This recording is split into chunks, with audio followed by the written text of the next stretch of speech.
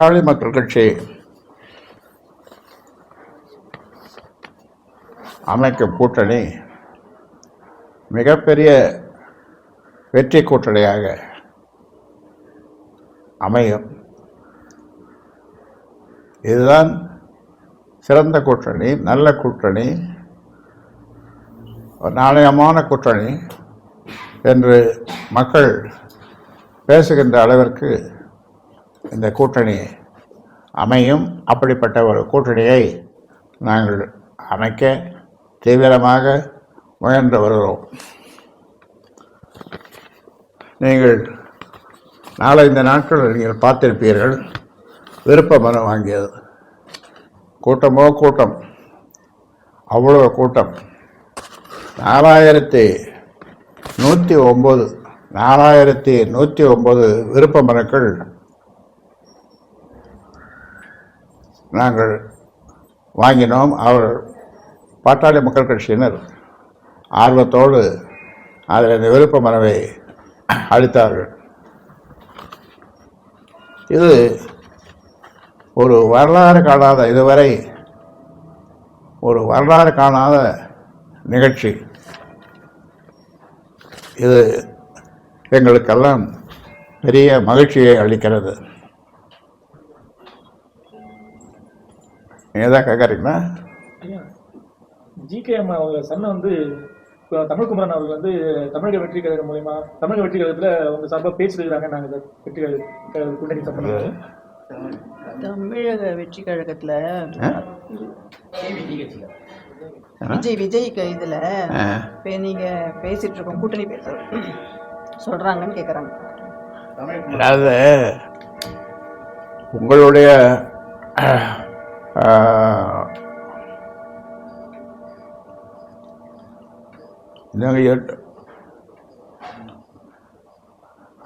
சரியாக நாங்கள் இங்கே சொல்லுவதைத்தான் நீங்கள் சரியானது என்று நீங்கள் எடுத்துக்கொள்ள வேண்டும்.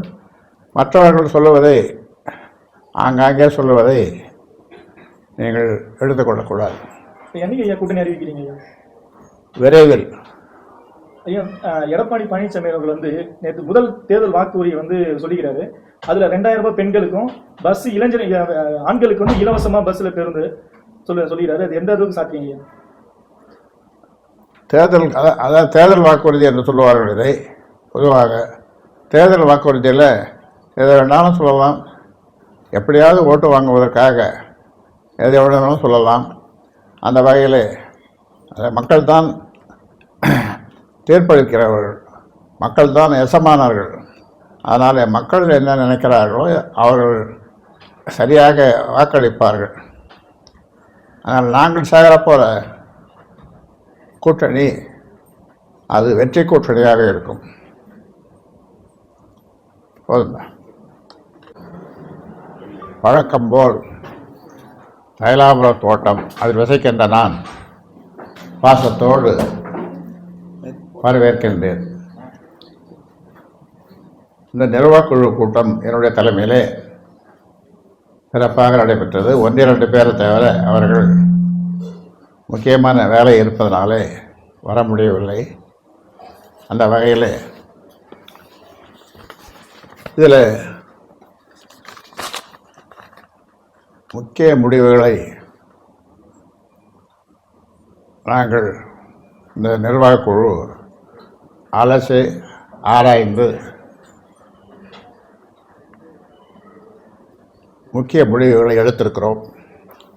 அதை ஊடகங்கள் நீங்கள் அதை அப்படியே வெளிப்படுத்த வேண்டும் என்று அன்போடு கேட்டுக்கொள்கின்றேன்.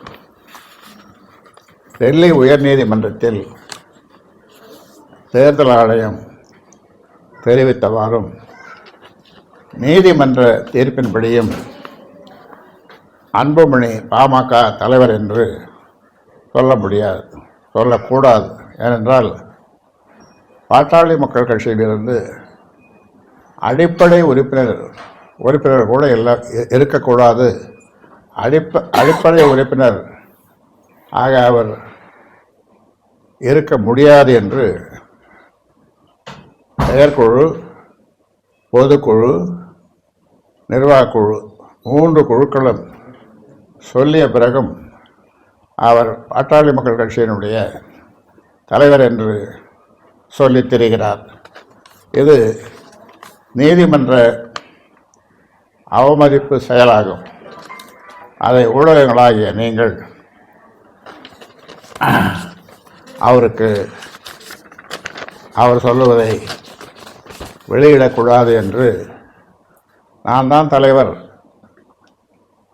பாட்டாளி மக்கள் கட்சியினுடைய தலைவர் நான் தான் என்று சொல்லி தெரிவதை நீங்கள் வெளிப்படுத்தக்கூடாது என்று, ஊடகங்கள் வெளிப்படுத்தக்கூடாது என்று உங்களை அன்போடு கேட்டுக்கொள்கின்றோம்.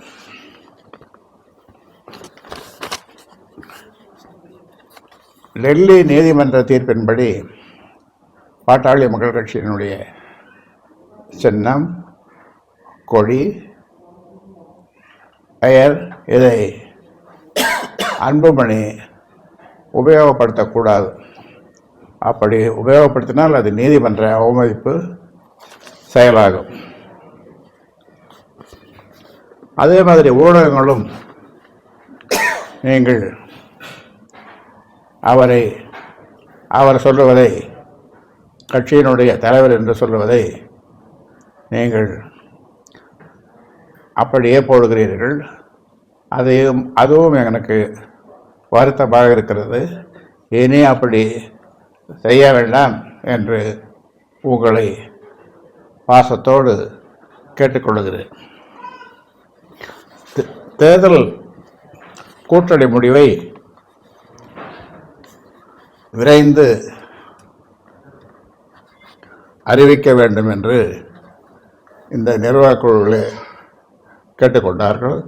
ஏனென்றால் எனக்கு அந்த அதிகாரத்தை சேலத்தில் நடந்த பொதுக்குழு கொடுத்திருப்பதாலே அது பற்றியும் நாங்கள் கூட்டணி பற்றி நாங்கள் விரிவாக இந்த நிர்வாகக்குழுவிலே பேசினோம்.